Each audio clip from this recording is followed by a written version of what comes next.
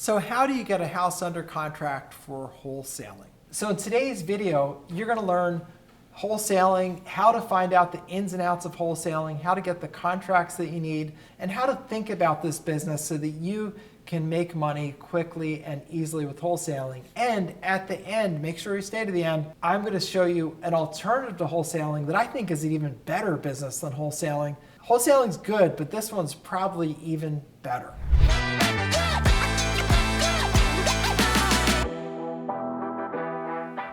So the way you get a house under contract in wholesaling is, first of all, find a great deal. That's the number one thing, because it's the only way you're making money. And what does a great deal mean? A great deal means that you're meeting the needs of whoever your wholesale buyers are. And to be clear, your wholesale buyers are real estate investors. They are not, and I repeat, not retail buyers. You do not want to be trying to sell discounted wholesale properties to future homeowners, because they're going to do things like, oh, I don't like the yellow kitchen. It's like, you don't like the yellow kitchen, it's $100,000 off. You can change the cabinet 3 times over. No. You do not want that, because the retail buyer will drive you bananas because they're very picky about their house. It's fine for them, I get it, but it's not a good fit for you as a wholesaler. A wholesaler is a business-to-business transaction where what you want to do is work with hungry buyers that are fixers and flippers. They're people that are buying rental properties where they can fix them up and get them into production. You do not want to be working with retail buyers. So how do you find these people? Well, number one, go to your local foreclosure auction. It's a little known secret to this business that people don't teach. I don't know why, but I'm going to teach it to you now. So when you go to that auction, you're going to sit there and watch people putting down large sums of money buying properties. And those are proven buyers. You know why they're proven? Because they're there putting down cash. They're not telling you about something they may or may not have done last week or last year.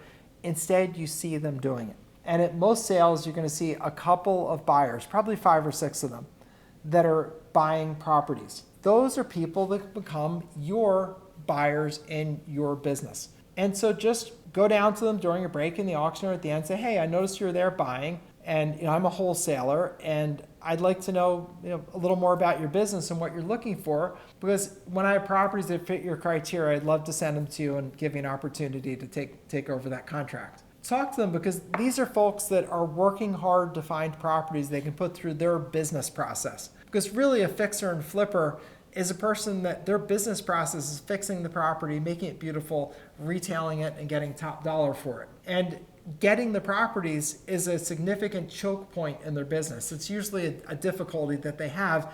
And these guys are like spending the day chasing around contractors, picking out cabinet handles, managing realtors, going to closings, doing refinancings. They're busy. And getting properties can be a time-consuming part of their day and difficult for them to do well, because a lot of times their skill set is in the renovation end of the business and the resale end of the business. It's not in the acquisition end. So you can become their acquisition specialist and you can print money with it. It's really fantastic. And they will love you. So don't be shy about going up and talking to people, and you want to know, what are your criteria? What areas are you looking for properties in? What kind of properties do you like? Single families, duplexes, commercial buildings? What is it that you like? Find out what's their price range. What kind of condition? Do they take the places that are in terrible condition, or they would rather have later rehabs?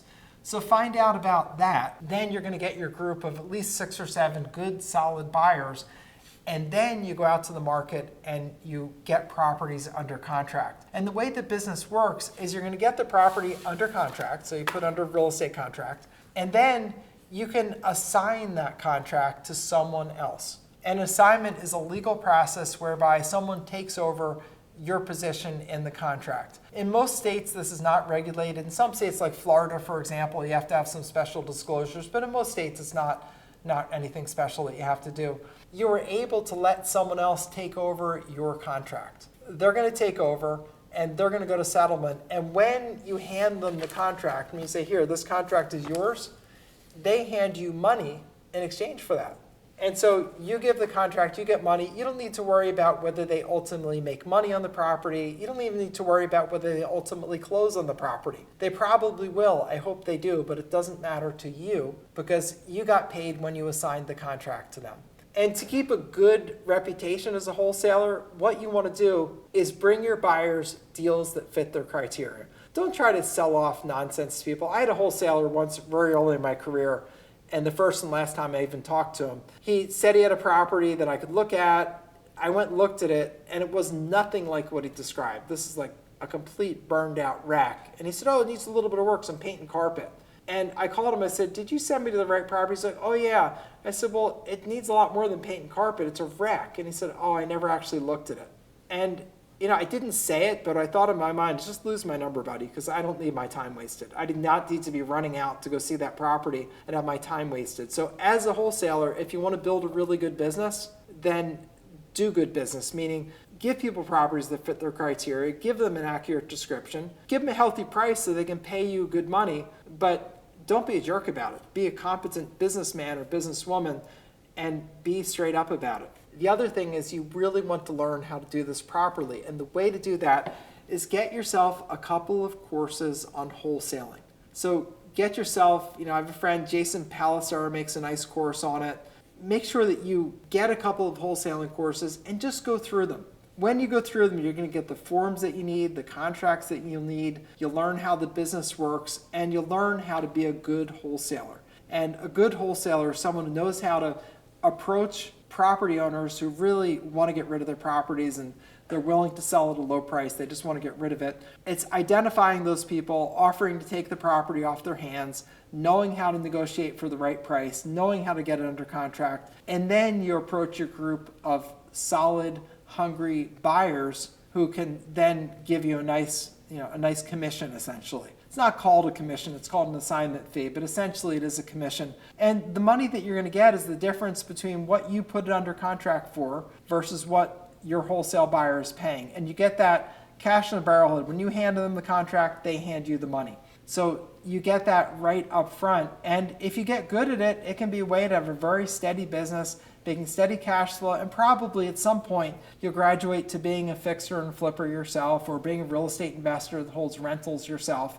You'll graduate, but wholesaling is a great way to start out because it's very low overhead. You're not having to take out mortgages. You don't need to use your own credit. You don't need to take risk. So it can be really great that way. Now, one thing you may be wondering is, hey, wait a minute, is this risky for me? Like, what if my buyer doesn't follow through on the contract? One of the things you're going to find in your wholesale contract is that we'll have ways for the buyer to not buy the property because maybe it's not as good of a deal as you looked at. Like you start doing due diligence, you find out there are foundation problems or other problems that you didn't know about. So there are ways to walk away from the contract. So those are designed into good wholesaling contracts. And when you get yourself a course on wholesaling, you're going to get contracts with those, what they call escape clauses, so that you're not at risk, which is another reason you really need to make sure that you get a couple of wholesaling courses, go through them so that you can learn the business from someone who does it, and that will get you the background that you need and avoid the liability. There's also an alternative. I promised to show you another business that is an alternative to wholesaling that I absolutely love.